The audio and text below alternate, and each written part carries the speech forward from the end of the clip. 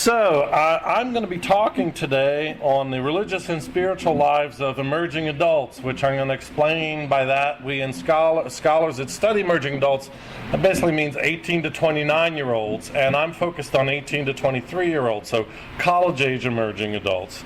And my talk is going to come from a research project I've had, the National Study of Youth and Religion. So before I tell you about some of our findings, I'm going to tell you about the study so you have any idea of what I'm basing my conclusions on. The National Study of Youth and Religion is the most extensive sociological research project on youth and religion ever undertaken, conducted jointly at UNC Chapel Hill and Notre Dame, under my direction, funded by Lilly Endowment, and I've been working on this since 1999 for a long time, and I'll explain why. We collected two kinds of data. First, nationally representative telephone survey data, and then in-person interviews with young people, face-to-face, conducting interviews. The survey, again, was a U.S. households with teenagers, started in 2002. We conducted a 30-minute survey with one of the parents, and then an on average 52-minute survey with a 13 to 17-year-old randomly chosen from the household. So we got a bunch of information that parents would know, and then lots of in-depth information from teenagers. We conducted more than 3,000 parent-teen pairs, also offered to do it in Spanish, so we wouldn't exclude Spanish-speaking households.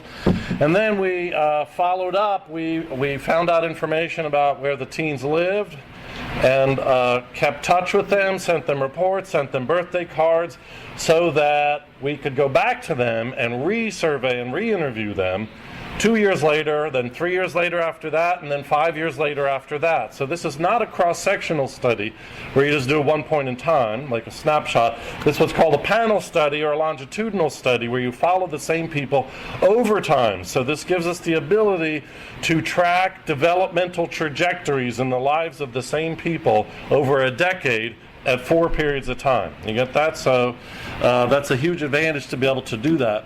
We finished up the fourth wave in 2013. Then after each survey, we conducted in-person interviews with a number of 200-300 survey respondents. Basically, we went around the country and followed up with a whole bunch in 45 states around the country, meeting with them in person, talking for 2 to 4 hours in what we call private public places. For example, a restaurant where you could speak honestly and frankly. Nobody was listening in, but it wasn't in their living room or their Sunday school room or something like that. Or a library study room where it was in public, but the teenagers could speak privately. In these 2 to 4 hour interviews, we went into all sort of depth. At the center of this was always what's going on in their religious and spiritual lives, but we talked about dating and their parents and school and pretty much everything that's going on in their life. Again, we did about 250 to more than 300 in different waves.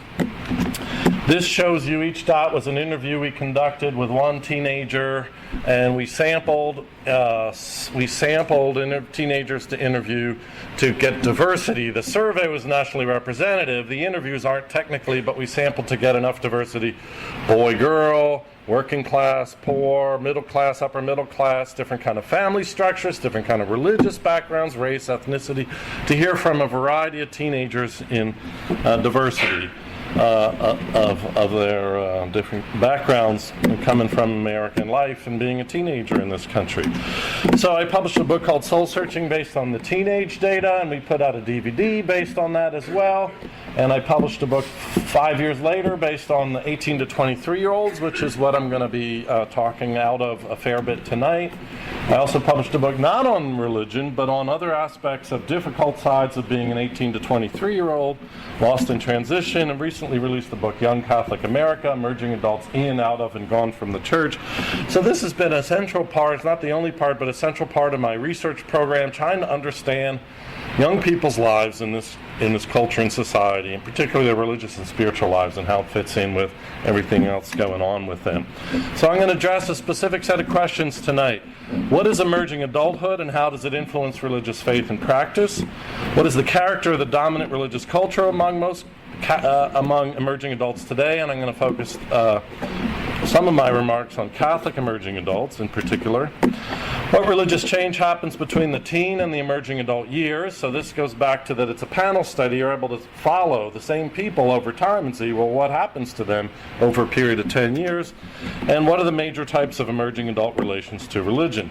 A couple of caveats. To be clear about what I can and can't claim, sociologists specialize in generalizations, ironically. Here I make broad generalizations about emerging adults and college students in the U.S. I'm talking about much of what I will have to say is most emerging adults think this or feel that.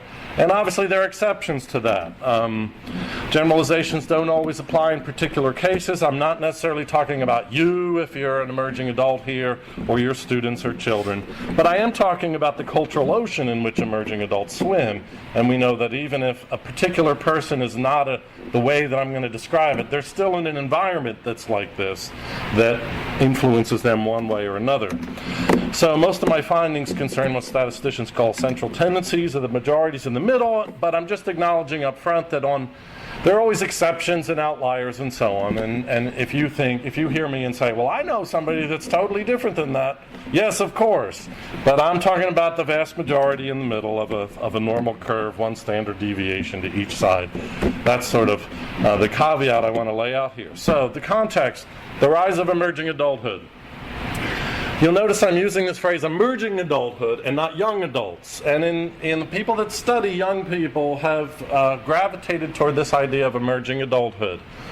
And let me explain a little bit why. First, let me explain why I'm going to explain why. And the reason why is if we want to understand the religious and spiritual lives of emerging adults from a sociological perspective, what sociologists are always doing is trying to understand people's personal experiences and life, so the perceptions, experiences, beliefs, and so on, as they're influenced by the larger context that they're in.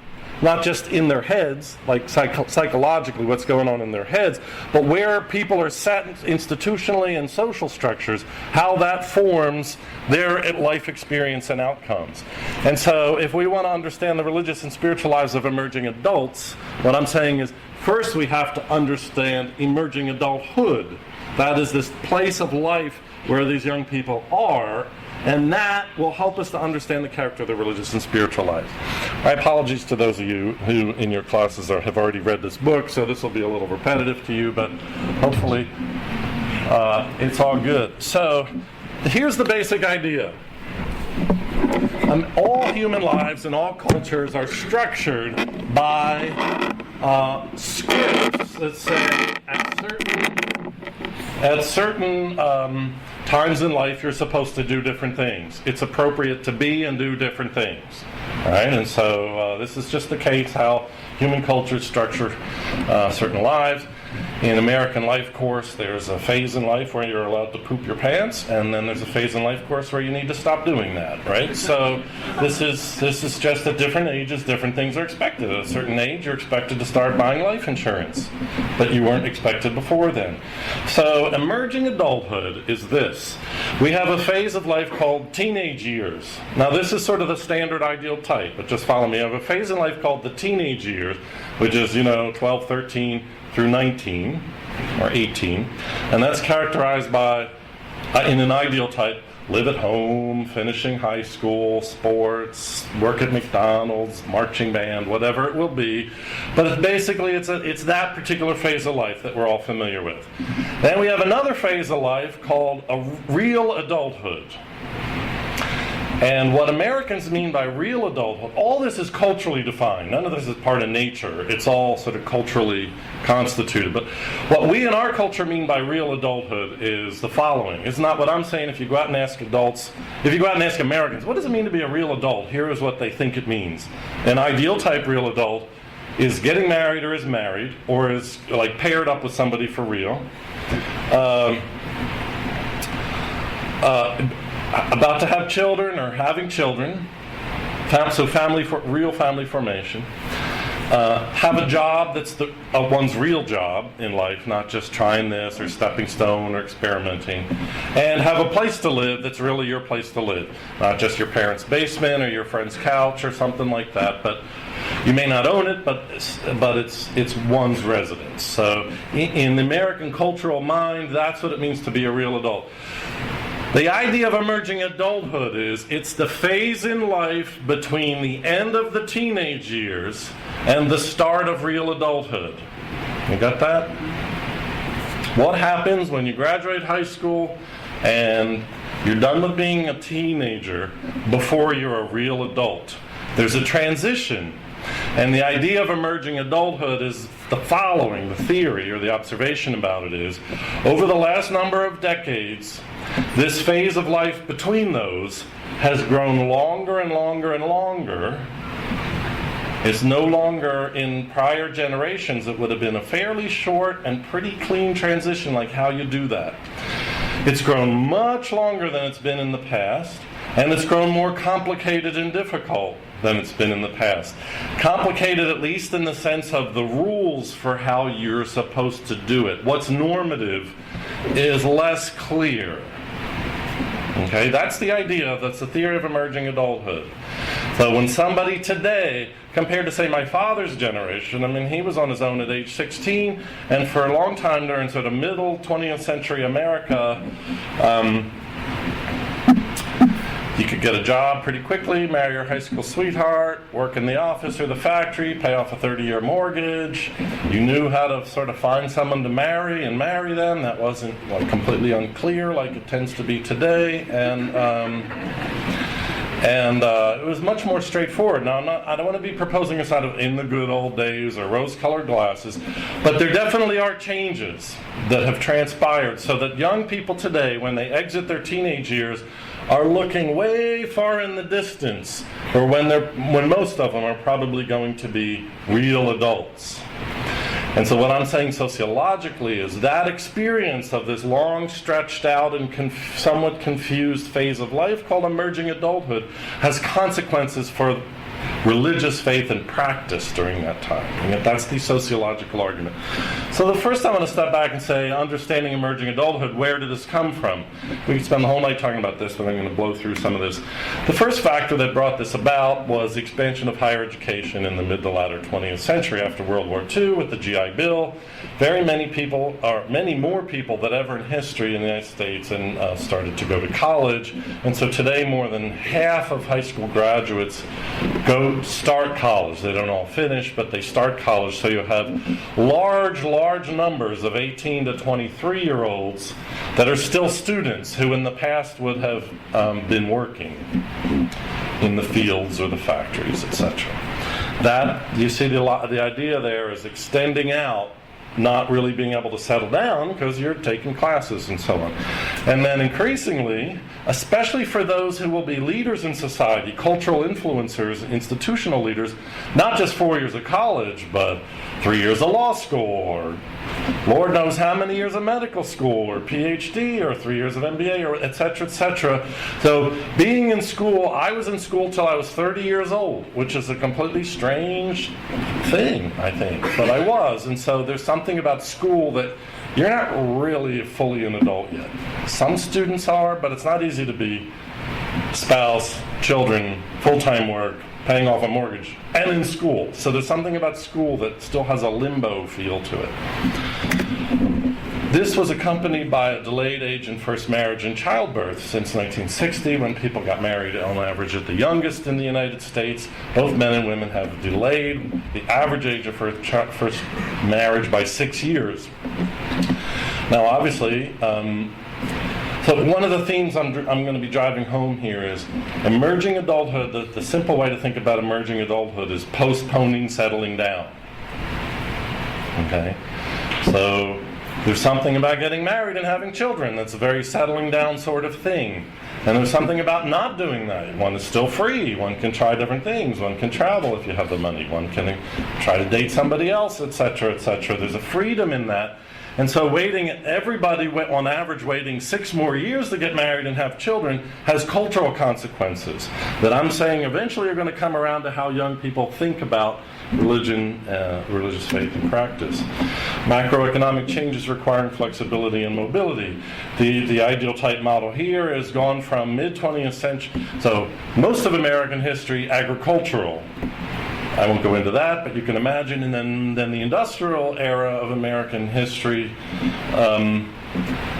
You could work a job in the steel mill or the whatever factory or the office that supports the factory or manages the factory and hold that job much of your life. It had a certain sort of stability to it. Well, what's happened, especially since the 70s with technological developments, globalization, etc., is more and more work and economic production is rapidly developed. It's being geographically dispersed in different parts of the world. It's being broken down into more and more segments, and things are changing more quickly in terms of skills that are necessary to be productive. So young people today face a world where, and they know it because they're smart, they face a world where the skills they're learning in college today, unless they're liberal arts students, in which case those skills will never be obsolete, but the technical skills that students are learning in many occupations are going to be outmoded soon, so they're going to have to retool. The idea here is the nature of the economy has sped up, and technological developments has sped up, and so young people know you better be ready to change, you better be ready to retool, you better be ready to upgrade, you better be ready to move. Your job now might be not even exist in a decade. So in that environmental context, the economic context, there's a general sense of don't get locked in, always be ready to adjust, always be ready to move, always be ready to upgrade. Again, and the theme that I'm developing here is this sense of don't put down roots, don't get committed to anything. All right, so you'll see this developing over time here. So economists have shown, parents, well-meaningly, increasingly are willing to help financially support their children well into their 20s, whereas again the ideal type thing in the mid-20th century, the culture would have been much more like, well, you're 18 now, you're on your own, sink or swim. It's not that parents didn't care about their children, but it was just more like, I've raised you, now go make a life for yourself. Whereas increasingly, because of economic changes and parents wanting to help their kids, not all, and some of you students here maybe, I wish my parents would do this, but a lot of parents are willing to sort of say, we'll help with your student loans, here, take the old car, you can still live here, we'll give you a loan, we know you'll never pay it back, but so economists actually quantify the amount, but what that means is that another way to think about that is parents are financially subsidizing their children's ability to sort of keep options open, to not have to sink or swim, to not have to get down to the grinding wheel or die sort of business. That also feeds into all this. Another factor that relates to the culture of emerging adulthood is that in 1960 and after the widespread, the development and widespread access to the pill and other accessible contraceptives, which have had the powerful cultural consequences of separating being sexually active and becoming a parent.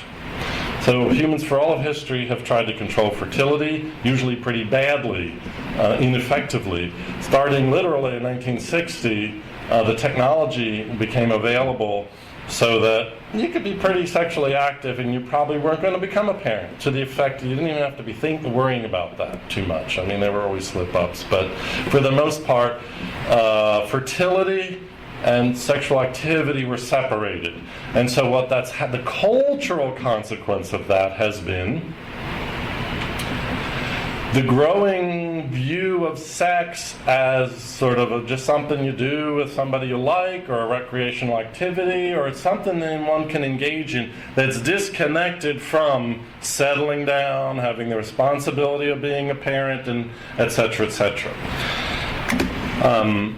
The cultural saturation of mass consumer entertainment has, we could talk all night about this, but my basic line is emerging adults today have grown up in a world that's very unusual compared to most of human history. We're bombarded with images and messages that are ultimately trying to get their money, but that are oriented around convincing them they should be entertained, or all of us, not just emerging, all of us are bombarded with this.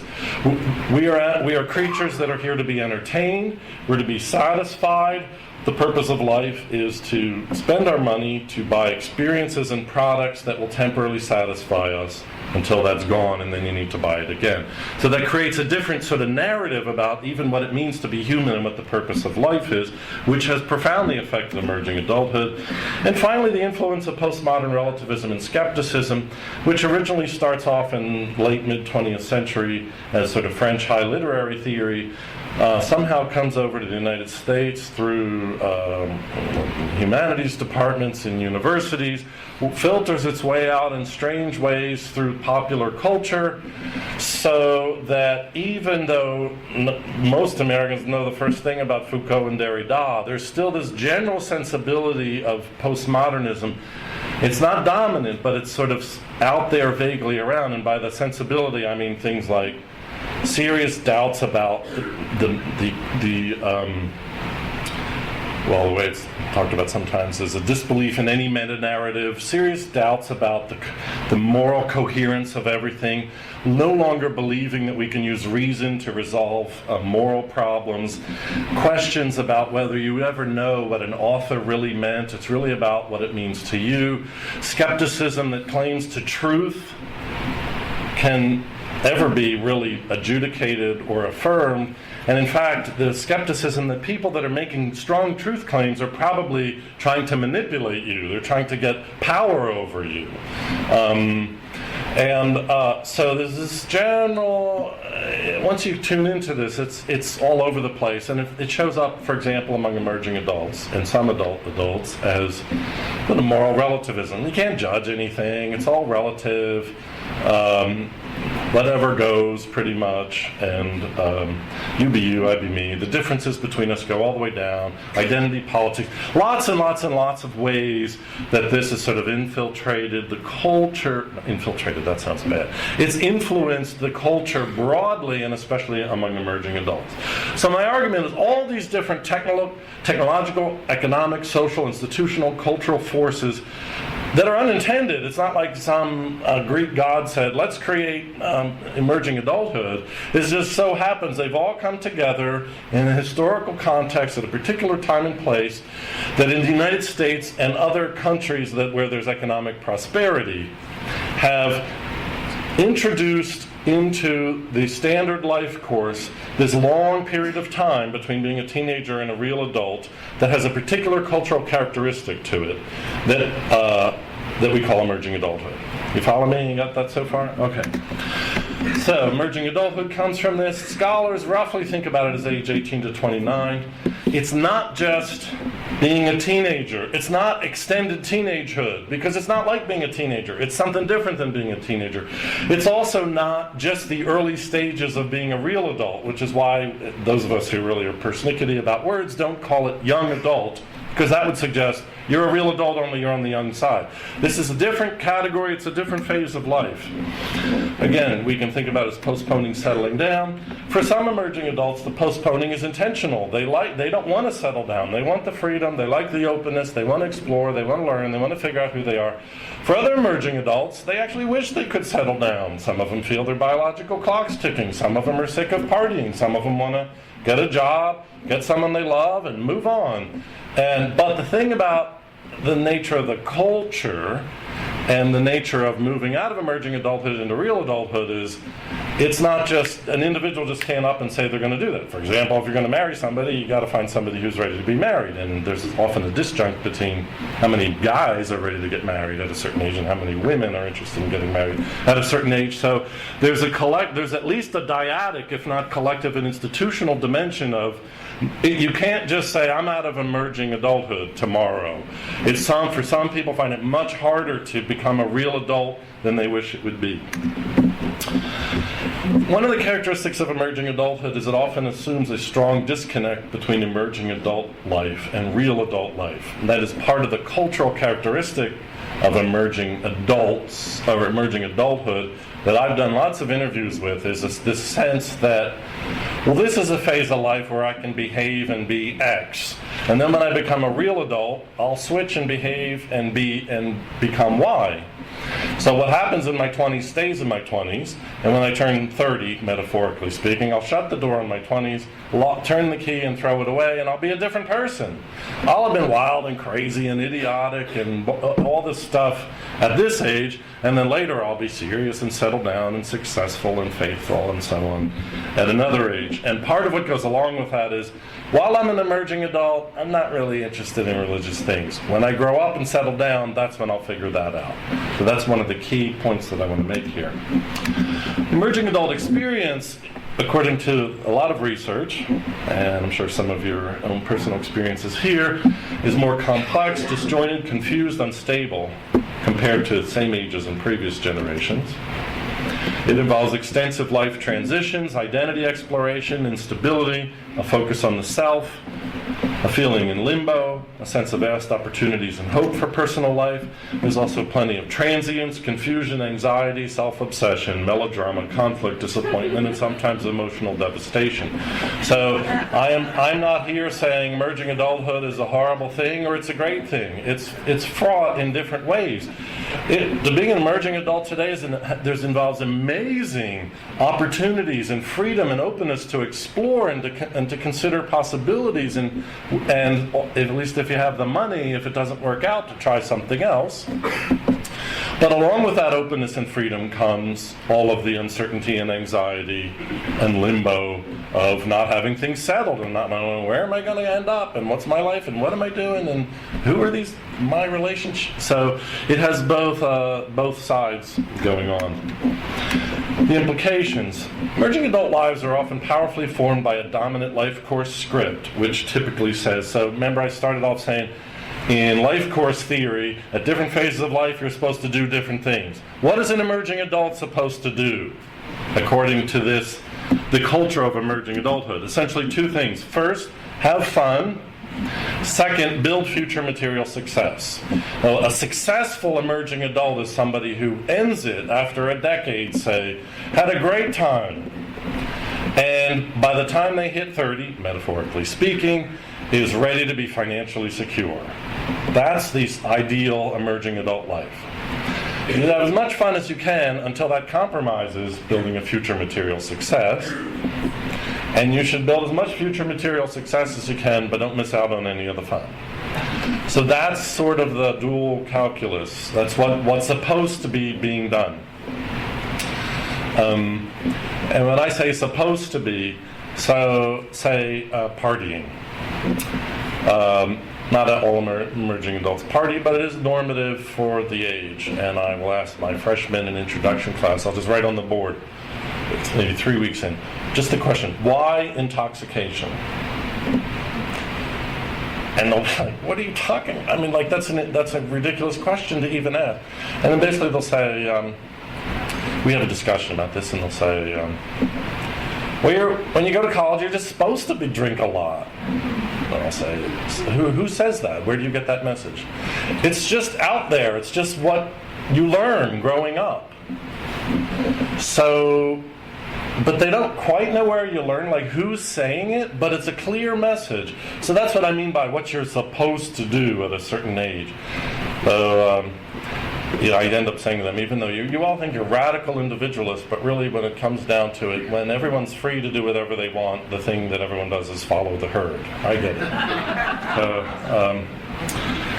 So anyway, it's emerging adulthood is about having fun and building future material success. Emerging adults generally are highly dubious about any strong beliefs and commitments. You see there's a sort of there's a resonance between the economic, like everything I described about where this is coming from. Don't settle down, don't get locked in, don't put in too deep a roots, don't burn your bridges, keep everything open, and sort of a cultural, ideological belief system, and it's more complicated than this, but very many emerging adults have this sense of keep it open, don't be too committed to anything too much, keep exploring possibilities. Again, you can't be judgmental of anybody, live in a pluralistic world, don't be really, really strong on things. And so a whole set of life questions are diverted to the future. And much is felt compelled to leave up in the air during emerging adulthood, including, for many, but not all of emerging adults, serious, committed, rooted, grounded religious faith and practice. It's not that most emerging adults are against religion. It just doesn't fit in with this time of life. Like, commit to a church, and like build the discipline. It's more like, ooh, keep it up in the air, keep it open, defer. For many emerging adults, getting really serious about religion, which they think they'll do someday, is for them like a 14-year-old thinking about buying life insurance. Like, I know, I've heard of it, and I'll do it someday, but it's not where I'm at right now. Is sort of the idea. So, now I'm done with that. Emerging Adulthood, a Fact in the American Life course, and how it frames and sets a context for young people's, profoundly influences very many young people's experiences in life, and the context they have to negotiate lots of things, including their religious faith and practice. So the next question is, what is the character of the dominant religious culture among college age emerging adults today? And this is very much true of Catholics. It's even more true of Catholics. So one way to think about, this is a little snarky, but one way to think about Catholics is, young people, they're very much like everyone else, only more so. So the dominant cultural structures of emerging adult religions. First, religion is not a very threatening topic. In former generations, the idea was you can't talk about religion or politics. That could create trouble. But most emerging adults are like, if you want to talk about it, you can talk about it. It's not a big deal. But that's because there's a lot of indifference toward religion. It's not hostility to religion, but there's indifference. It's sort of like, whatever, it's fine, but it's just not anywhere near the top of the priority list for things for emerging adults to have to figure out. It's just not what's on their radar screen. For many emerging adults, the shared central principles of religion are good. And the idea here is that all religions share some core ideas.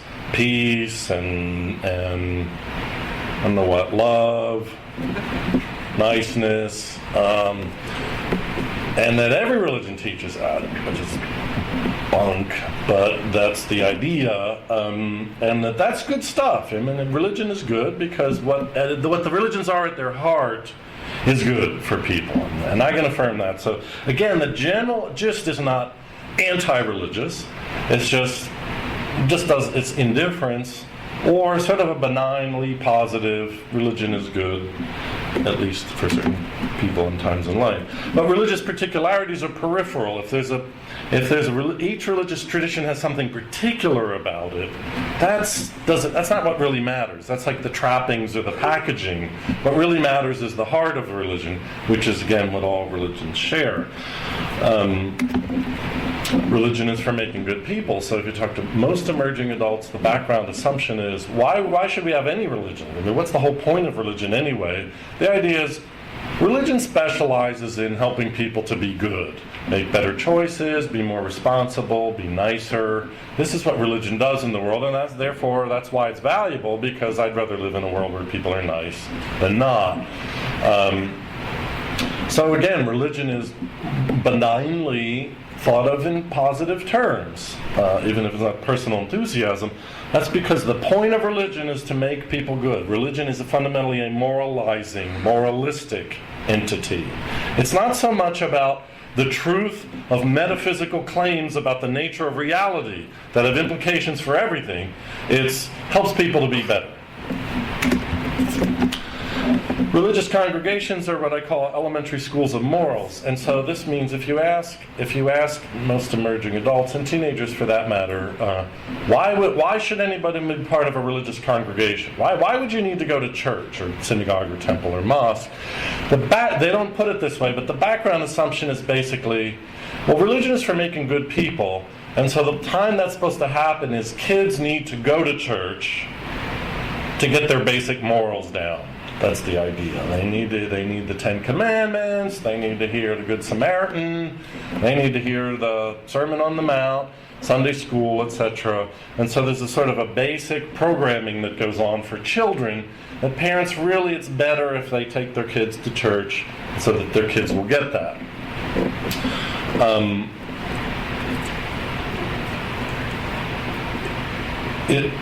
It turns out that for most young people, morality isn't that hard, or it's assumed to be not that hard. It's assumed to be pretty self-evident what's right or wrong. What's harder is to have the will to do the right thing, but what's right or wrong is pretty much anybody will know that. So that's why all you need is elementary school. Apologies to your professors of moral philosophy. I mean, they've already, we've all already learned everything by 4th grade, I think. But so, for example, it's not, again, the idea is morals are pretty elementary.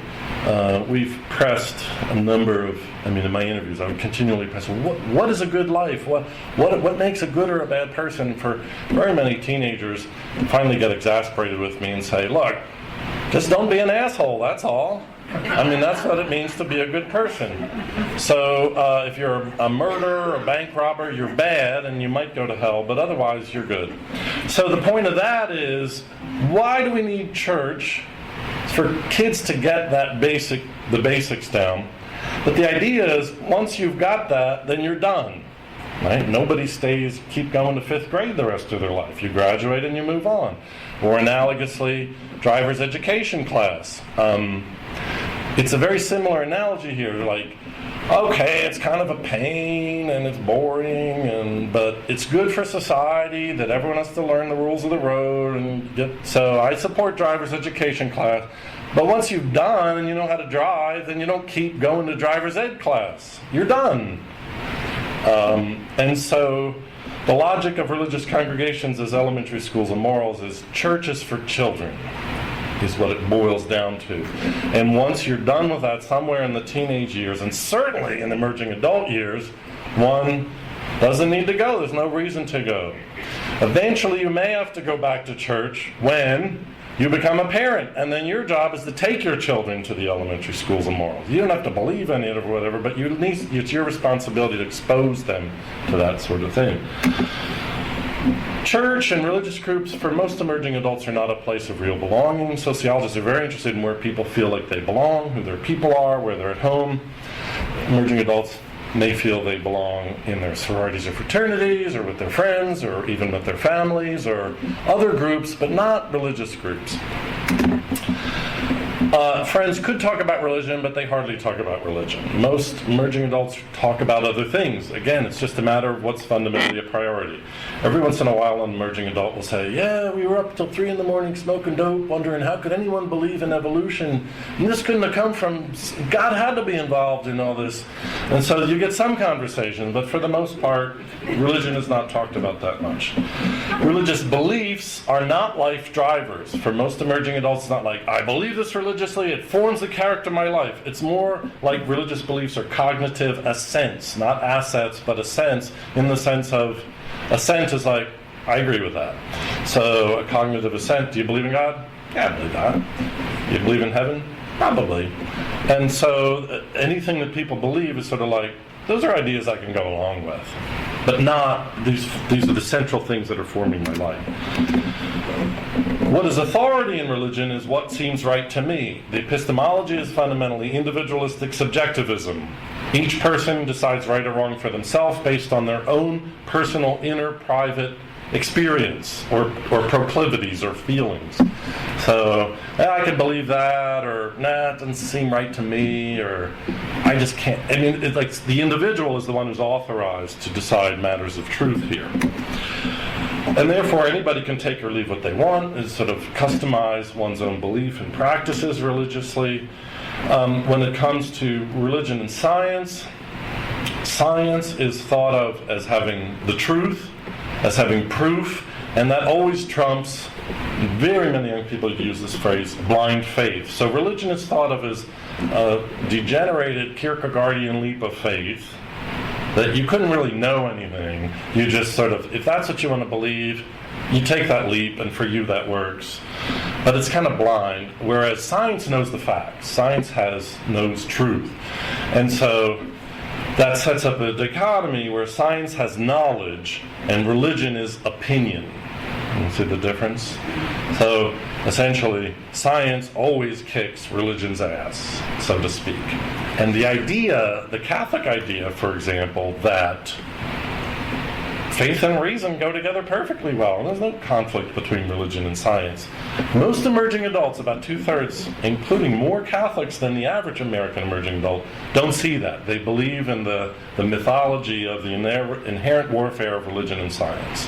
And so that sets them up to think, if you believe something religiously, if that's your opinion or feeling, then it's pretty tenuous, because science will, any time, will show that something else is better or more truthful. There's very little hostility to religion per se. There's a benignly positive attitude. You ask emerging adults, so what do you think of mainstream, and not just your favorite pastor, but sort of the religious institutions? And it's sort of like, yeah, that's good, probably. It's good for society. Religion is a fundamentally personal or individual fact. It's not social institutional. Emerging adults know that there are religious institutions, but that's not what matters. What matters is each person has religious beliefs. And finally, there's no way to know what's true. This is postmodernism. So it's funny, there's a mix of strong modernism when it comes to science, capital S. Science knows the truth. Right? That's the modern. But then it's all, otherwise it switches back into who knows what's true, there's no way to know anything, it's all relative, etc. And so very many emerging adults will say, yeah, I'm Methodist or I'm Catholic, and that's what I do, and that's how I was raised. They don't think that's the truth, they just think that's how I was raised, and the logic is, I might as well do that, then learn something else. Why would I make my I have no motivation to become something else. It would just upset my family, and it would take more work. So this works for me, pretty much. So why not? But there's no strong truth claim in that. It's just that this is part of my life that I'm comfortable with. Okay, so those are some of the common.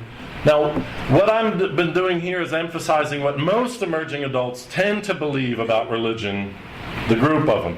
In a while, I'm going to sort of pull them apart and show there's actually really different types of emerging adults. But that's what the central tendencies of belief are. All this is complicated, by the way. I'm going to go through this quickly, but a lot of emerging adults have learned that to have a strong faith is equated with conflict and violence. This is growing up in an era during the War on Terror, post 9/11, a whole series, since the 70s and 80s to some extent, perception, and it's been amplified through the media, that people who are really committed to their faith, fundamentalists especially, are scary, and all they do is offend people at best and kill people at worst. And so this mentality of somehow a connection between, if you have real religious convictions, you're flirting with social disruption and violence. That connection is very strongly out there, and it has the effect of again, it feeds back all the way to what I said before, which it has the effect of making very many emerging adults, even if they like their religion and want to be religious, sort of moderating it, keeping it toned down, because if it gets too out of hand or too strong, then that'll be dangerous socially. Especially particular truths. Again, you can affirm general truths that all religions share, but anything particular is associated with offending others, conflict, and violence. I'm not going to spend the time to talk about this, but there are very few models in our culture and society, with the culture wars and the way Washington, D.C. functions and so on. There are very few models that young people can look to of adults who really fundamentally disagree with each other about important things, yet somehow manage to get along civilly in life, to learn from each other, and to respect each other, and to go on together. There are precious few models of that in our world, in our society. And so the message that young emerging adults learn is, if you believe in something too strongly, it's just going to be dangerous. So it's better to believe in something moderately.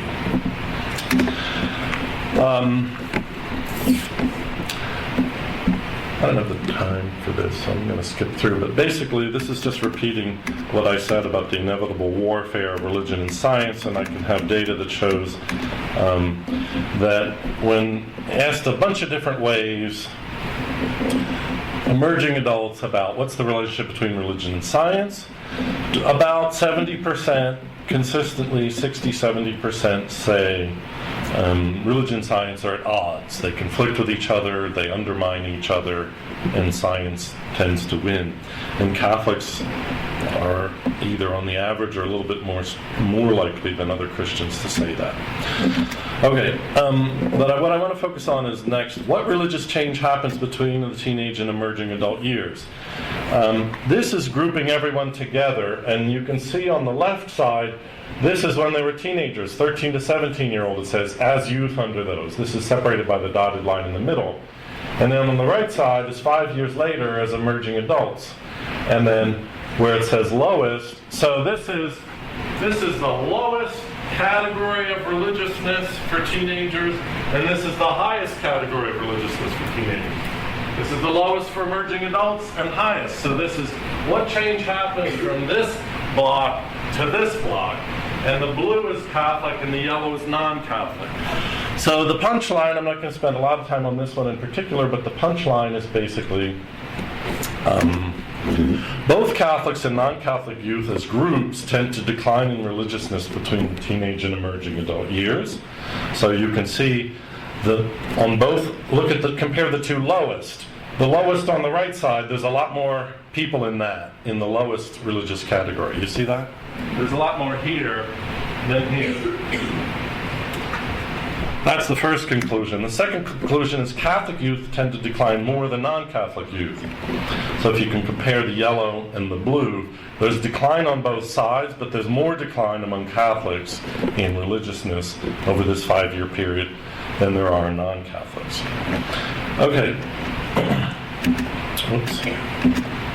But what's more interesting than that is we have a statistical tool where you can tell the program to take the changes that have happened in the lives of all of our survey sample and to find out what are the dominant trends, the dominant trajectories of young people, either stability or increase in religiousness or decline in religiousness. So it's not us creating these ideas and imposing them. It's asking the data to tell us where are the most of the clusters of change or stability that happen among emerging adults.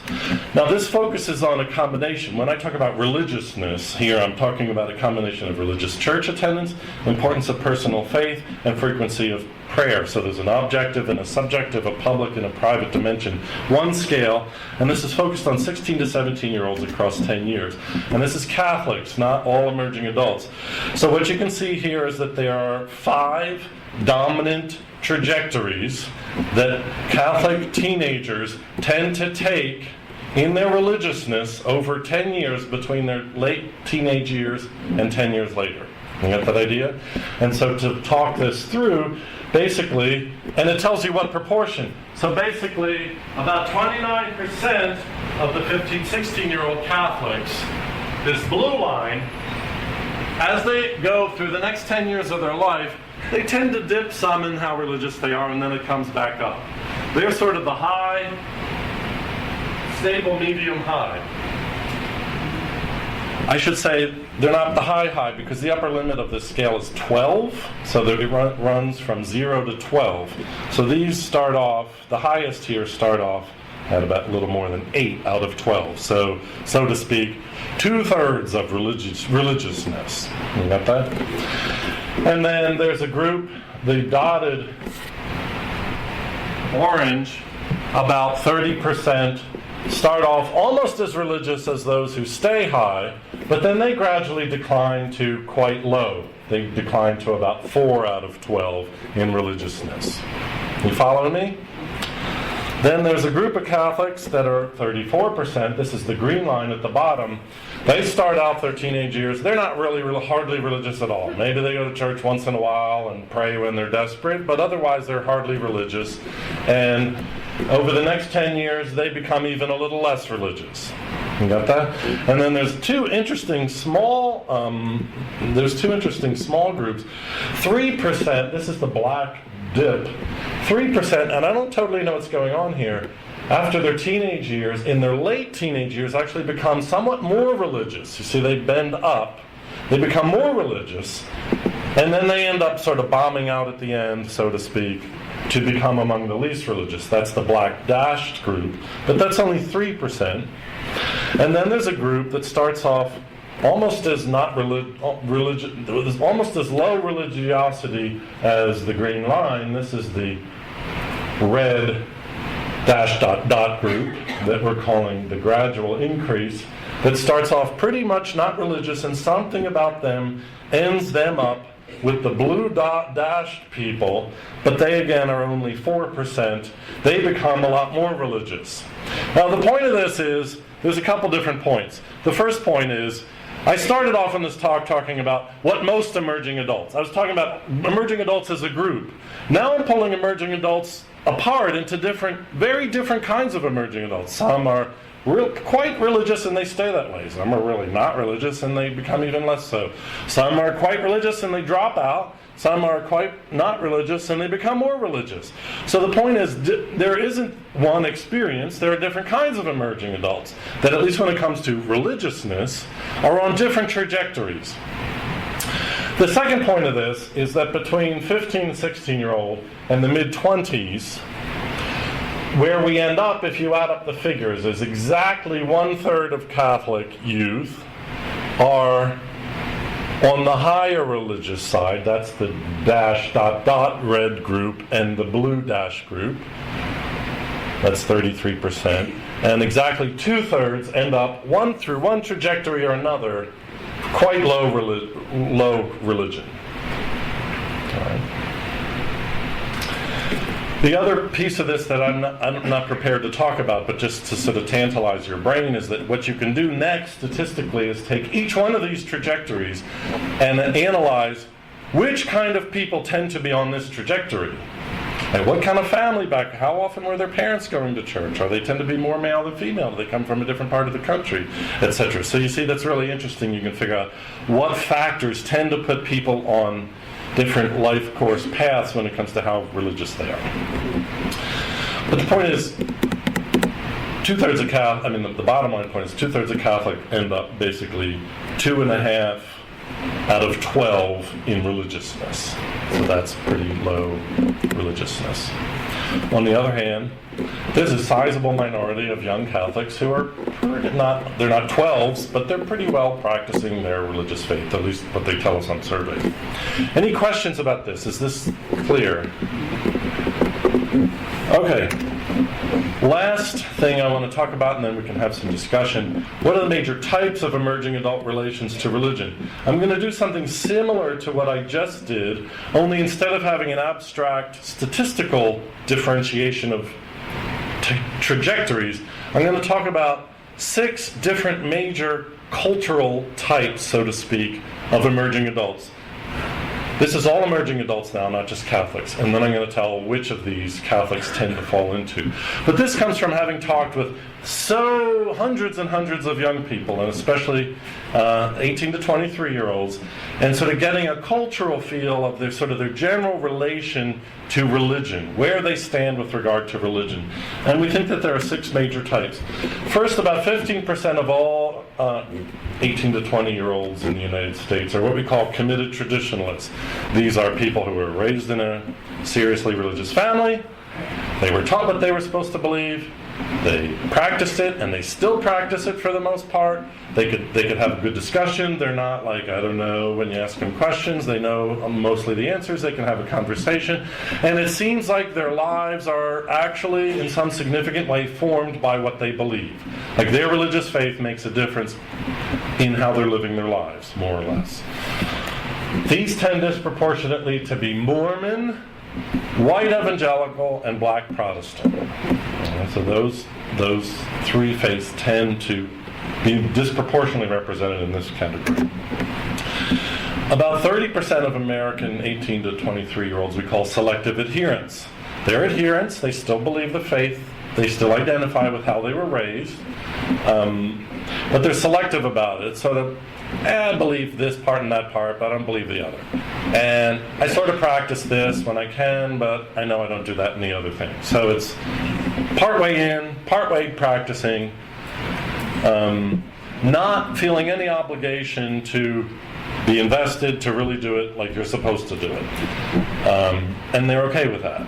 Well, some of them are okay with it. So this group can be further subdivided into those that feel guilty about selectively adhering, like, if only Grandma knew how little I was going to Mass, and those that don't feel guilty. This is the way it is. I do what I can. About 15% we estimate of emerging adults are what we call spiritually open.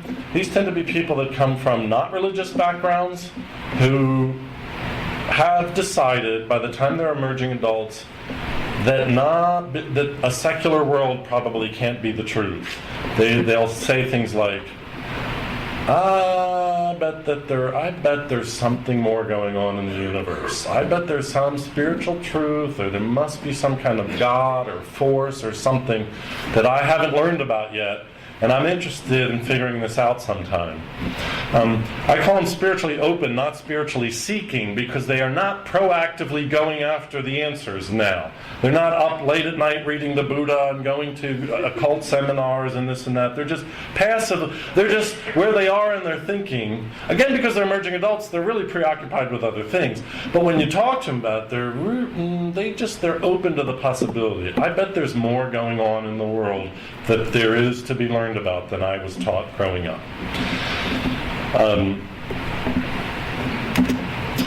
About 25% are straightforwardly religiously indifferent.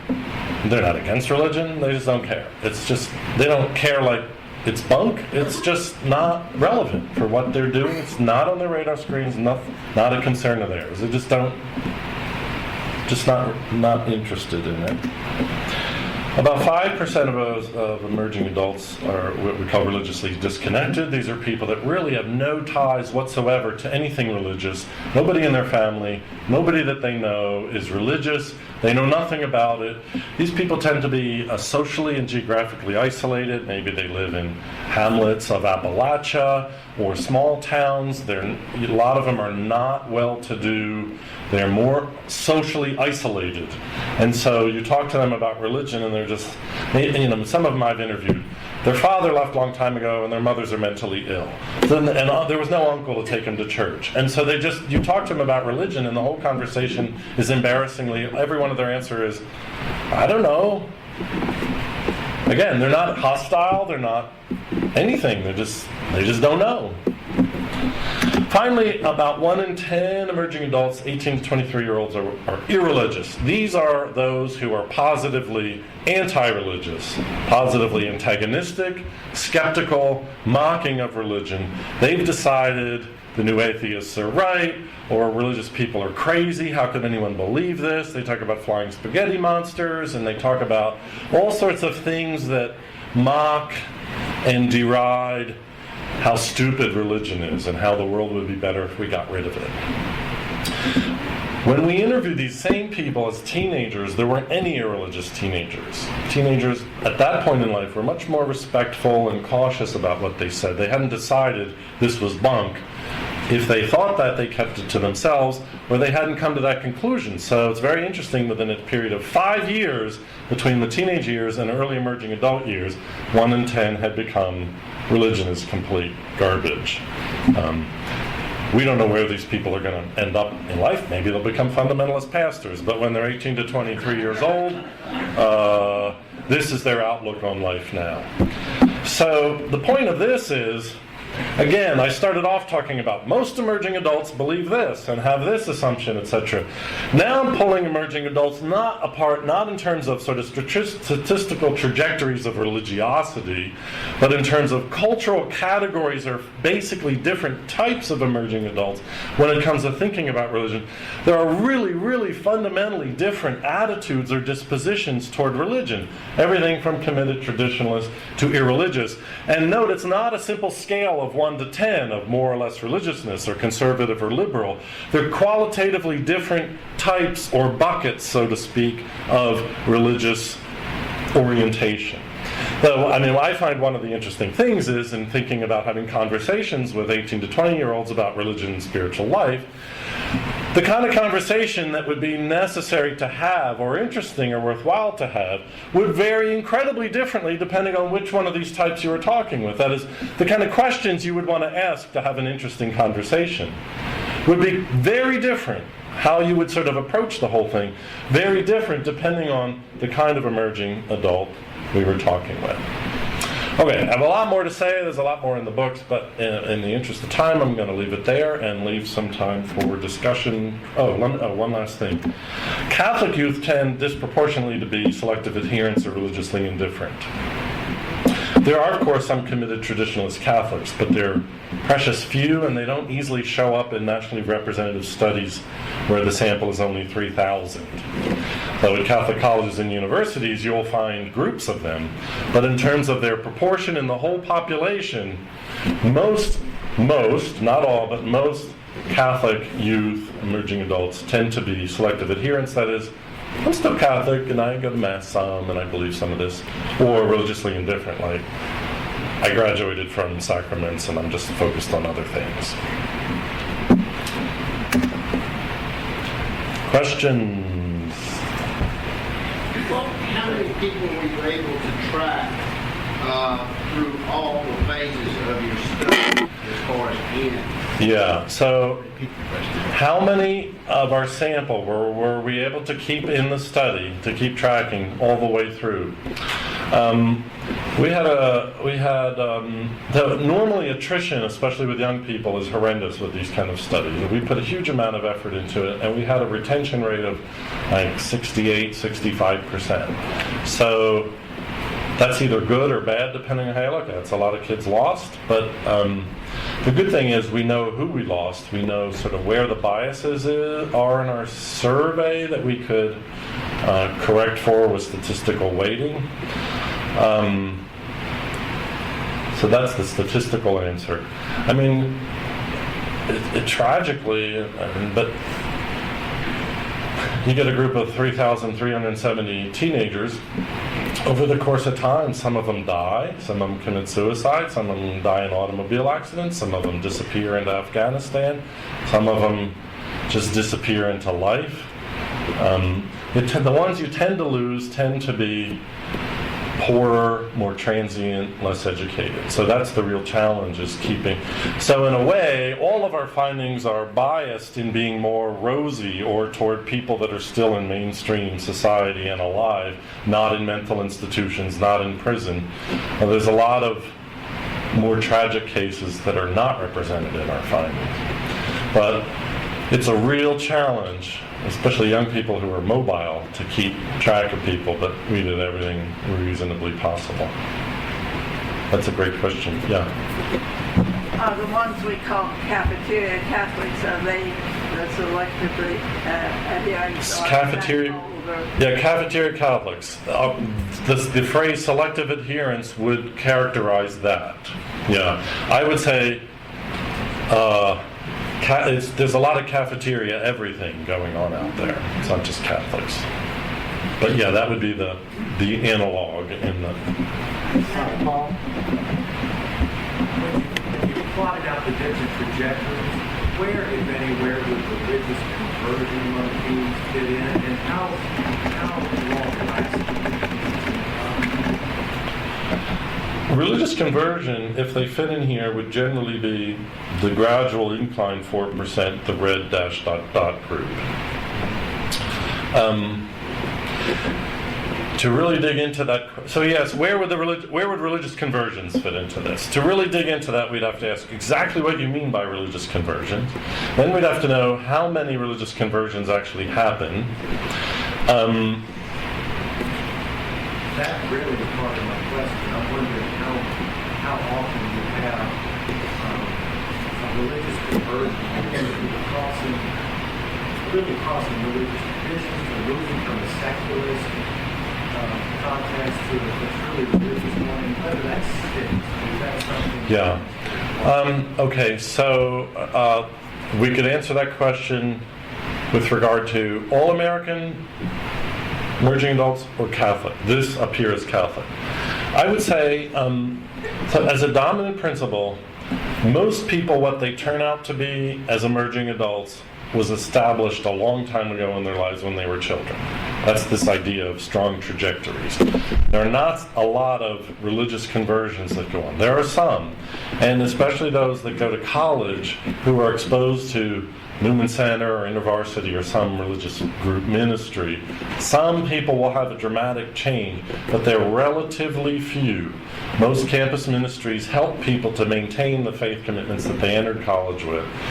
There are some religious conversions, but they're not so numerous that they show up statistically as major dynamics on the radar screen. As far as how long they last, some of them can last, can be life transformative, and some of them sort of fade. It's all. I didn't study religious conversions and all this, but we did come across interesting cases. Some of the most interesting but they're anecdotal. I mean, again, they don't show up, but again, I specialize in generalization, so I'm talking about big groups. If you want to talk about individual cases, they're the most interesting stories. I mean, we've interviewed emerging adults who grew up and they've rejected religion, and then they have long, detailed stories about after being on drugs with their boyfriend for a long time and trying to get it together, Satan showing up in the back seat of their car when they're on a trip and completely freaking themselves and their boyfriend in the next seat out. They're both absolutely certain that's exactly what happened. They totally get off drugs and start going to a Baptist church. So there's everything going on out there. They don't necessarily show up in surveys of statistics, but people will say absolutely convicted. The personification of evil showed up in the back seat of my car. Going back to the young adults who were classified as being emerging adults that are classified as being spiritually open. Not spiritually seeking. Mm-hmm. What culturally do you think contributes to this spiritual apathy as opposed to a search of spiritual education? What culturally contributes to spiritual apathy as opposed to a proactive searching in spiritual education? Exactly the question you asked at lunch today. Yep.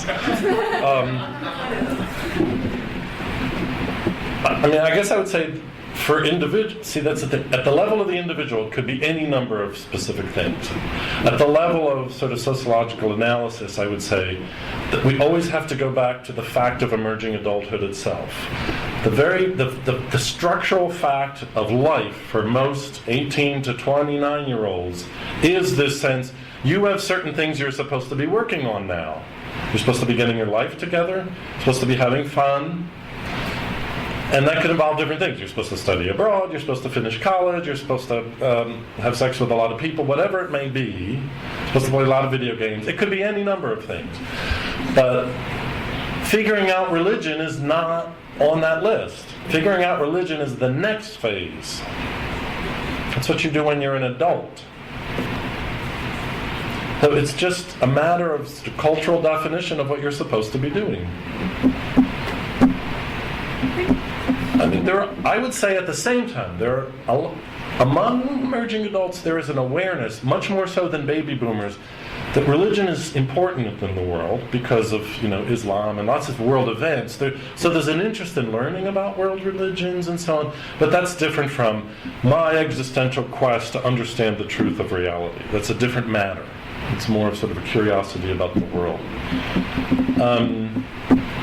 I just think that's the biggest. It's emerging adulthood, doesn't. I'm telling you, I've interviewed Catholic boys who are psychopaths. Oh, well, one of them in particular. He's a psychopath. He visits prostitutes in Mexico. He tries to seduce his graduate TA by offering her cocaine. And he says, I'm going to eventually get married, settle down, I'll teach CCD, and yeah, it's sort of like this is what happens in my 20s days, I'll be a different person. He's not typical, but that's typical. But that is typical of a certain sense. I'm doing certain things in life now, and later on it'll be quite different. It's typical in that most general sense. Yeah, that's your question.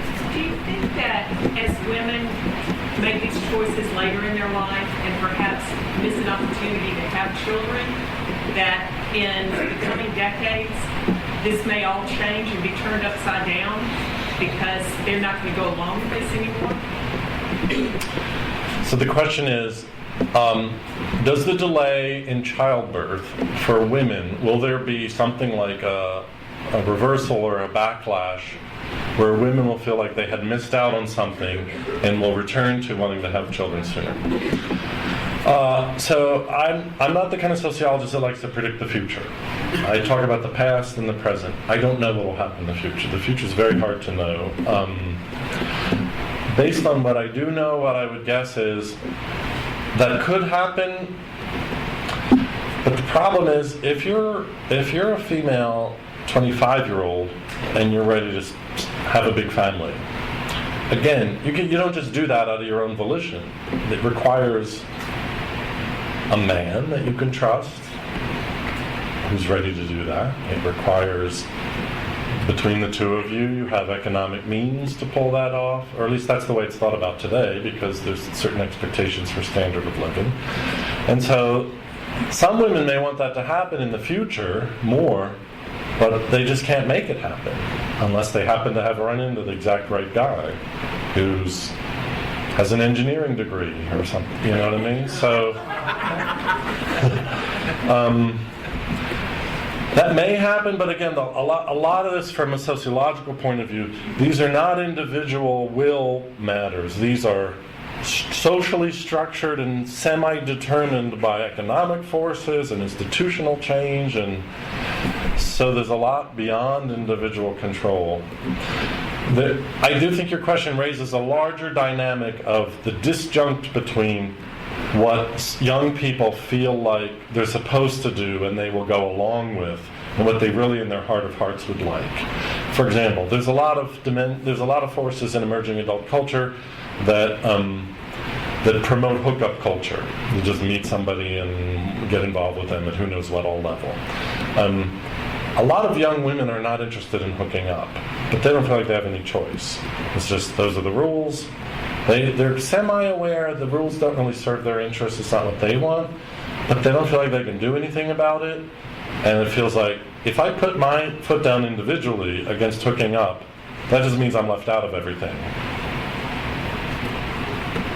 And so, unless all women unionize and say there's a price for our bodies of commitment, but that's not where things are probably going. So, and then my point of that is just where the individual is and what they would like, and what the normative culture says, here's where you're stuck, here's what you have to deal with. Oftentimes there's a gap. And sometimes young people feel that gap and are aware of it and analyze it and can name it, and sometimes they don't. They just feel not comfortable. This question might be beyond the limits of the data you presented or your study, but I'd be curious to see what you think about it. What, if any, conclusions or impressions do you have based upon the data that you've identified here about the emergence or lack thereof of spirituality, not necessarily Christian, for our culture as we move forward into the future, as these people become... What are the implications of spirituality in our culture as history moves forward? And what do you mean by spirituality in this case? Well, not... Do you mean Ignatian or just a general sense of self? I mean, spirituality means a lot of different things anymore. Well, I said not necessarily Christian. I would say spirituality in the sense of something beyond what we see in our physical, in the physical world, a greater reality. What is the future of spirituality in our culture? I think there will always be some percentage of Americans, not always, I think in the indefinite future there'll be some percentage of Americans who rely on religious traditions for their spirituality. They probably will not do it according to the way the official tradition says you should do it, but they'll draw on it. They'll rely on it. It'll sort of be running in the background.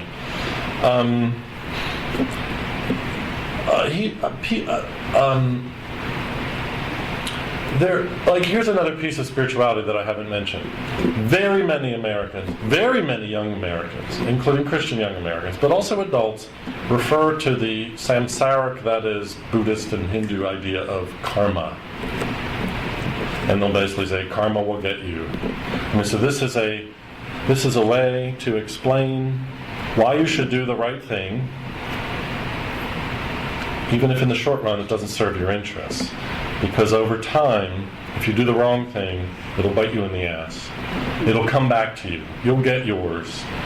People that live well, eventually it'll reward them. They'll get it back. And people that live badly, they'll get it back too. Now, again, they're not Buddhists or Hindus. They don't believe in reincarnation necessarily. But it's a populist appropriation of something from a South Asian cultural religion to try to make sense of. I need some reason to think why I probably should do the hard thing right now, or be nice to somebody I feel like punching in the face. That really is. I mean, it helps to. People believe in it, but it's. But the point is, it doesn't rely on a personal God who's going to judge everyone at the end. It's just sort of the fabric of reality tends to work this way. Now that's an example, or maybe based on what you mean by spirituality, that's an example of sort of making sense of the world in some broad spiritual sense. It's more than just the material stuff in front of us that helps a lot of people figure out how to live their lives. Well, I think probably increasingly I would be among those sociologists that think the more the culture becomes just sort of a marketplace of various and sundry ideas that people kind of eclectically piece together stuff they've heard that seems sort of functional for them to get through the day, and less tied to the disciplines and orthodoxy of any one tradition, with the exception of the 15% who are committed to that. The rest will just... again, we've always known Americans, however, they may be the most church-going Catholics and they believe in the horoscope. At the individual level, people put stuff together that's just strange, but we're really weird animals, humans, so we do that.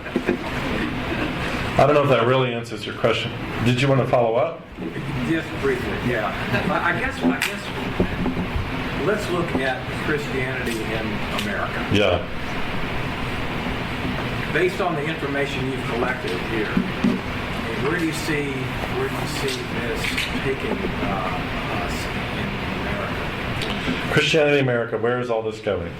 I think that Christianity will, for a long time, be the dominant background religion of America, in a general cultural sense, not in a sort of. But I think gradually it's in the process of declining in demographically, numerically, and its cultural significance among those who are really committed in practicing it. Protestantism recently, for the first time, became less than 50% of the population. Catholicism is about a quarter of the population. However, 1 in 10 Americans today is an ex-Catholic. Now, the Catholicism has a lot of attrition, speaking of attrition. A lot of people sort of leaking out the bottom of the tank. But what's interesting is Catholicism has remained about 24-25% of the population because of all the usually white Catholics who are leaving are replaced by Latino Catholics who are coming in. So if the immigration picture changes and or immigrants stop being as committed to Catholicism as they have been in the past, then Catholicism itself will shrink. And Catholicism also has the advantage or the problem, depending on how you view of it, is it's hard to get rid of Catholics who aren't really practicing Catholic. Like if you're an evangelical and you're not doing it, you're gone. Goodbye. It's easy to say, I don't do that anymore. If you're Catholic, you're sort of always Catholic. So when someone answers a survey, you say, I'm Catholic, even though you... So Catholicism, which is to say, Catholicism has a lot of nominal Catholic, however you want to put it, I don't mean to be pejorative, but sort of not really practicing nominal Catholic, people that are still linked to the tradition, and that's either a good thing because that's the way Catholic Church is, it's very inclusive, or it's a bad thing because you can't get rid of your losers, to put it most rudely. I would lead toward the good side, but sociologically it is a problem for, well, anyway, I don't want to, so again, you don't know exactly how the future is going to turn out, but in general, I think we have the very best reason to think religion will always be around and have some significant influence in some people's lives and the public world, but it's moving in the direction of becoming gradually a smaller piece of things. We know for absolute certain, now I'm running on and on here, but this is another interest. We know for certain that the number of Americans who call themselves not religion has been growing dramatically. It was always stable at 7% until the mid-90s, and then it doubled within 10 years to 14%. And it's been continuing to go up even more and more. We also know, that won't go indefinitely, but many more Americans that used to call themselves, they probably were just nominal Protestants and would say, I'm a Christian, no longer say that. They say, I'm not religious. We also know that that's very stratified by age. So the younger somebody is, the much more likely they are to say they're not religious. So emerging adults, about 35% of them, you're going to ask how this fits in with my data, but other data show, a good 30% of emerging adults will say, I'm not religious. Well, some of them will change when they get married and have kids and go back to, depending on who they marry, but which is to say, as the population ages, and as younger people tend to be more non-religious, as the population ages, and older cohorts who tend to be more religious are no longer around, to use a euphemism, more and more of the population will think of themselves as not religious, unless something changes. Devin? Why in general, but especially with those teenagers who start with high convictions and the teenagers, what about emerging adulthood makes their faith not so important? Especially for teenagers who start off with high convictions in practice, what is it about emerging adulthood that makes their faith not so important? Because logically, we've seen in this weird time of our lives where nothing makes sense and where everything's in transition, that religion would be a constant in their life that would make more sense. Why don't emerging adults turn to religion as a sort of source of stability when so much of life is uncertain? Good question. Those are two different questions, actually. The answer to your second question is, I don't entirely know, but it's just not in the culture. If you're 21 and your life feels like it's completely up in the air, turn to religion. That's just not, seems to be in the cards somehow. You just all your friends' life are up in the air, and there's something crazily attractive about life being up in the air, and you think your life is supposed to be up in the air. The idea of sort of, I'm going to start devotions every day, and I'm going to say the rosary every day, it's just not what, for some it is. For some it is. Usually for those who do turn to religion in that way, usually they have actually been through the mill, they've been through the ringer of a party scene and a drug addiction and a messed up family and divorce. Those who've been through that very early in life, I've interviewed a number, by the time they're 23, they're recovered heroin addicts, they're trying to repair every relationship in their family that they wrecked, they're already divorced, they're trying to get their life together. Some of them will look to religion as a source of stability. They don't even know what they believe, but they see something there that probably they think that could help them. The answer for most emerging adults, I don't know. It's just not part of the cultural package to look to that as a source of stability. The answer to your first question is, what differentiates those who stay on the blue line versus those who dip down on the black line? Every analysis we do, the most important factor that wipes out the effect of every other factor is what their parents were and are religiously and spiritually. So parents, even though teenagers don't know this, and even though oftentimes the parents don't know it, the parents, not what the parents say, but what the parents are, what they practice, what is normative in their life, what their commitments are, is the, by far and away, always, no matter what else you look at, most determinative factor of how young people turn out. So, I'll say two things about that. Parents being seriously committed and practicing in their faith is not a sufficient condition for their children looking like that. But it's a necessary condition. So lots of parents are very serious and committed in their faith, and their kids bail. And they think, what did I do wrong? The point is, it's not sufficient, but it's necessary. You almost never find an emerging adult Catholic or any other faith who's seriously committed and practicing what they're doing if their parents are sort of ho-hum. Parents really matter a huge amount. And so to get back to your question, the difference between the blue and the black line is, back at age 15, you can have families that go to Mass a lot, that pray at home, and say faith is important. But there are different subvariants of that. For some, and this is not judgmental about parents, it's just sociological observation. For some, that's who the parents are, and they're going to keep doing that after their kids leave home. It's just who they are. And for others, it's sort of like part of the job of being parents is you get the kids through church, And then after they reach teenagehood, you're exhausted and you sort of stay home. The problem is teenagers know that about their parents. And so if a teenager has a parent that's brought them to church every week and made them do all their sacraments, etc., the teenagers know this is just something we're doing. And if mom and dad stop going to church anymore, now that I'm 17, that sends a strong signal to me. So, which is to say that even though they start off at a similar baseline, there can be very subtle but important differences going on with the parents. There also can be big differences going on with teenagers between, I'm totally into this, I love God, I pray, faith is really important, versus, this is how I was raised, this is what I do, but now I'm going to college.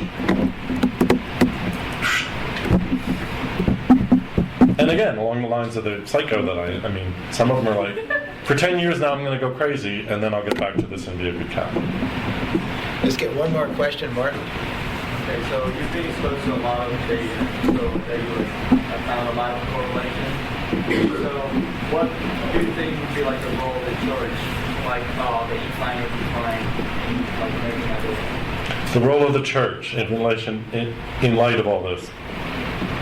If what you're asking is, what can the church do to sort of better engage young people, to form them better and so on, it's very complicated and I don't have any simple answers.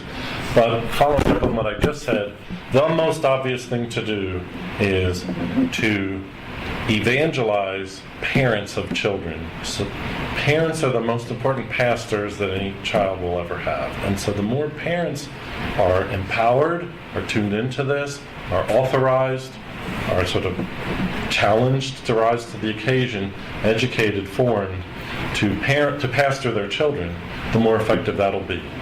Almost no youth ministry program, almost no mission service trip, almost no anything will trump the power of parents to set a normative bar about what's expected. And so I think if anything the church needs to think about in its marital counseling, in its not wait till kids are 10 or something, but get educate parents, work with parents from the start, prospective parents about, look. And again, the whole emphasis on parents, some parents feel guilty when they hear that. I think it should be empowering. I think a lot of parents feel disempowered by everything in the culture. I'm not an expert, give them over to all the experts, and my kids don't listen to me anymore. I think the message of the finding should be, even though my kid doesn't act like it, and even though I can't see it, I believe I still have an influence in my children's life by how I model, by what I'm committed to, by who I am, and that should be empowering and encouraging rather than terrifying and guilt-inducing. Yeah. But I don't want to suggest that there are any easy answers. These are huge forces that are at work here. Thank you very much.